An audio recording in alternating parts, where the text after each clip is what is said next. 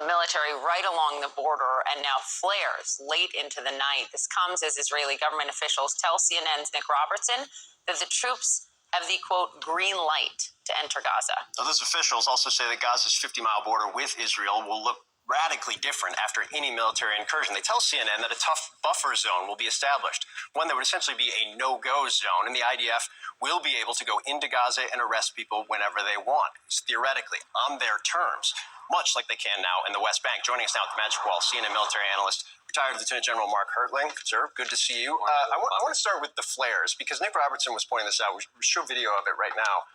And he made clear that that's not the norm necessarily in this moment. What does that tell you? It just tells me that the Israeli forces are looking for something, or they're trying to use a little bit of psychological warfare against the people inside of Gaza.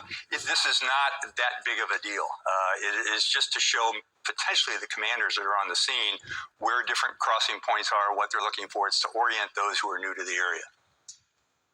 Big question is, will this become a regional conflict? The president talked about that last night. Let's talk about what we have just seen in the region. The fact that two sources told CNN overnight that Navy warships, U.S. Navy warships operating in the Middle East, had to counter multiple projectiles fired on the coast of Yemen yesterday. And then you couple that with what the Pentagon says are drone attack attempts in Iraq, and where U.S. officials are in Iraq and Syria. Yeah, a couple things that happened yesterday.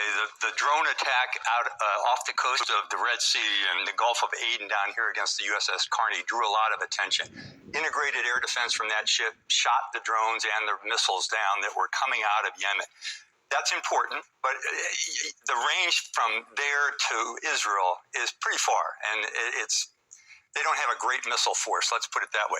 But the other things that were occurring would be a normal day in some countries, like the drone attack at Al Tanf in Syria.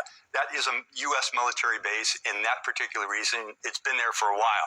Other drone attacks, Al Assad Air Force Base, I've been out there many times in Iraq, Erbil, Baghdad, and in the southern part of Iraq, just tells me that the popular mobilization fronts, the Iranian-backed rebels, are actually targeting those kinds of locations just as harassment attacks.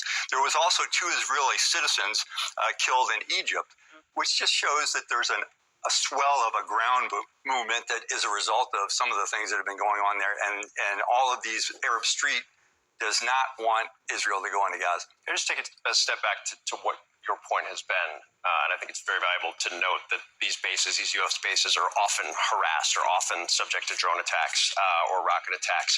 All of it happening on the same day the president gives an Oval Office address as Israel is preparing for what looks like a ground incursion. Different proxies from Iran. Yep. But does that tell you something? Yeah, it's a call for harassment. It's a call for attacks. It is a jihad.